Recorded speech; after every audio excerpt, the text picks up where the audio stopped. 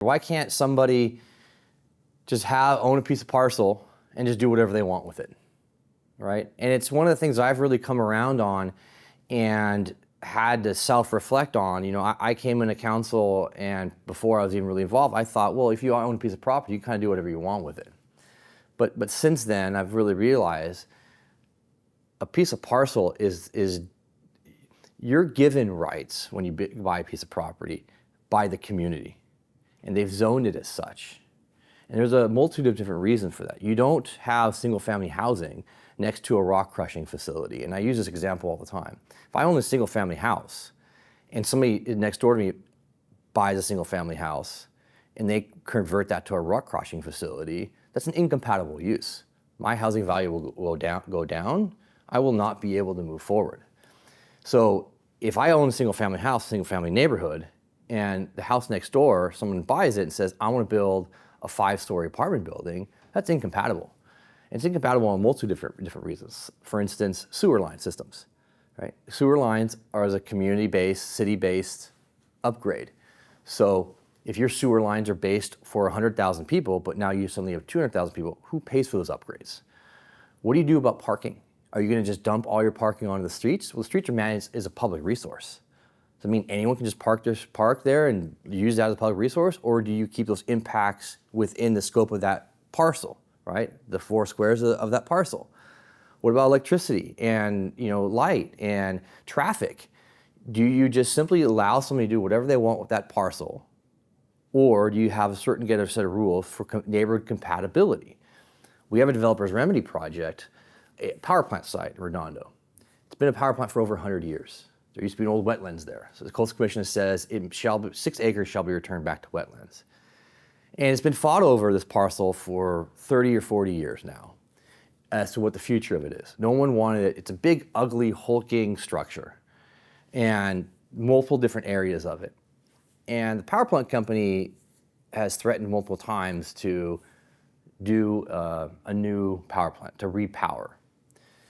And the community has just chosen, we have a city charter that says any major allowable land use changes shall go to a vote of the people.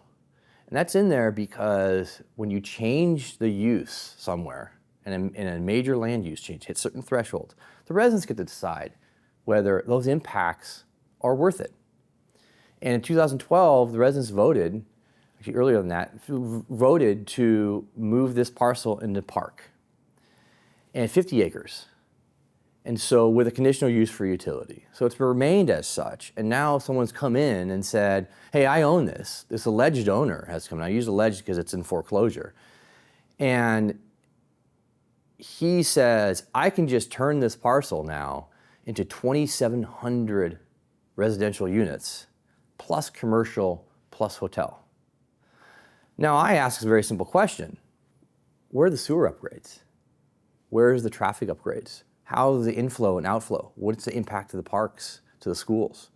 You put all this housing here, it's gonna be a lot more people, a minimum of 2,700 people, probably double, right? So what are the impact to the local park system? Who pays for that? These are all managed resources that the city has managed. They're available. And if somebody now comes in and just takes advantage of those resources without paying for the impact of those resources, well, you've just thrown out all the management of that resources for the last 50, 100 years that Redondo Beach has had. So does that developer, does that owner get to just take advantage of these public resources that have been well managed over the years and available to all, especially in this particular parcel which in the coastal zone? We have the Coastal Act protecting the coastal access. I say no. It's very simple. Absolutely not. The public has a right to park on public streets. It's not a private parking lot. The sewer systems, if they're built for a certain capacity and you now upgrade your density, someone has to pay for that. Who does? The landowner has to pay for it. Or the community as a whole has to pay for it through a bond. And we did that back in the 70s or 80s. 70s, I believe it was. But we haven't upgraded since. So there's a lot of infrastructure conversations that isn't happening around housing that need to happen around housing and zoning.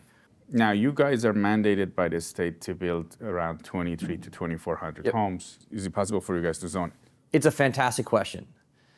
Is it possible for us to zone? Hey, we can zone for 10,000 or 20,000 or 100,000, right? But what you just asked was build. And there's a big difference between building and zoning. Sure, can we zone for 100,000 or 2,300? You can do anything. Is it compatible with the infrastructure? Absolutely not. So what we've done, and it gets nuanced really very, very quickly, but let's just use round numbers here. We were asked to zone for 2,400 units, but the state now requires 10% buffer because they know that if a parcel is zoned for 100 units, the developer might not use a full 100 units, they might use 90, 95. So they add additional 10%, so 110, right? But in addition to that, they have the state mandates affordable clause in there, which is set by density, 30 to 35 units an acre, and then highly affordable, which is around 45 units an acre. And so within that, in order to get that zoning, you now have to upzone certain parcels. And what we ended up with was well over 3,000 net new units. So it's possible to get there. We made it happen. But the problem is we're now taking out our commercial zoning. So like I said before earlier, I might have said this earlier, 20% of Redondo Beach is only commercial industrial zoning. 80% of it is housing. So we're now taking out the remaining commercial, the few percentage points commercial, and putting housing there. The problem with that is when we talk about traffic, we're the ones creating traffic in Redondo Beach. We're so dense, we have no jobs in our city. 93% of our commuters go outside our city. Downtown LA, El Segundo, and Torrance. Main 3 job centers for us. So you'll see on PCH, Aviation, all these different streets, an outflow in the morning and an inflow in the evening. So the problem is, how are we gonna solve that? How are we gonna solve the traffic problem? The problem is, very simple, we don't have jobs. The solution is put the jobs back in Redondo Beach. We've already lost a project that would have brought jobs to us. Now they're gonna wanna do housing because of our arena numbers.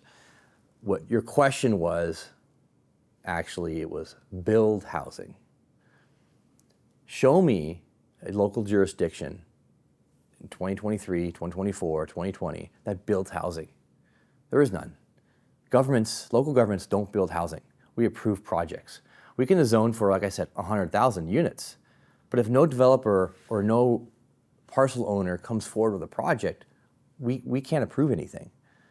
So the state doesn't even build anything. In fact, the state took away housing redevelopment agencies back in 2012 during the budget crisis. They never brought that tool back for local jurisdictions to be able to raise funds and provide that housing and help developers go down that path. And what the net effect of that is, we can zone all day long. We're destroying our commercial base. Our residential base is increasing. And what does that affect? That affects our general fund. We have very little revenue as compared to other cities like Culver City or Manhattan Beach in our general fund because we have so much housing. Housing does not pay for your basic general service such as fire, police, public works. It does not. Every study has shown that. Housing does not pay for your general services. Commercial does, and we have very little of that. How is it not possible for you guys to zone for this housing? Can you guys, so people say you should densify, right? The state representatives, the ones that they are coming up with these policies, they say, okay, you should densify. Is it not possible to densify? It's always possible to densify. It's a great question. We are over 11,000 people per square mile in Redondo Beach. People are going to say to me, I don't know what that means. I get it. Well, in comparison, City of Torrance right next door is around 7,500 people, 5,500 people per square mile. Manhattan Beach is around that same number. We're next to the densest city on the entire California coastline, which is Hermosa Beach. There are over 13,000 people per square mile. Okay, we're right behind them. We're on the same density as Santa Monica. When you go out to places like Barstow, they're less than 1,000 people.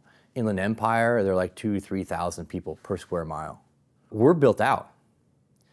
We in Redondo, I challenge anyone to find a more diverse set of housing than Redondo Beach. We have everything from people living on boats to living in multi-million-dollar mansions. And to quickly expand on that in a nutshell, we have people living on houseboats in our harbor. which don't get counted as part of our RENA numbers, right? Then we have pallet shelters or tiny homes for homeless people, right? We're installing another 25 to get 45 units there. We have a Section 8 housing program along our coastline in the entire city of Redondo Beach for housing vouchers. We've got trailer parks. We have a trailer park for trailers, trailer homes. We've got apartments. We've got condos. We've got townhomes. We've got single-family homes. We have the second largest residential building in all of South Bay. We've done our part in housing. We should get a platinum award from the state of California for producing housing. We've been growing at 5% in population, which is faster than LA County has at 3%. And, again, where's our general fund? It's per person, per capita. It's less than Manhattan Beach or Culver City or even Torrance right next door. We're destroying ourselves. And it's a mandates from the state. It's edicts from the state now that's forcing this.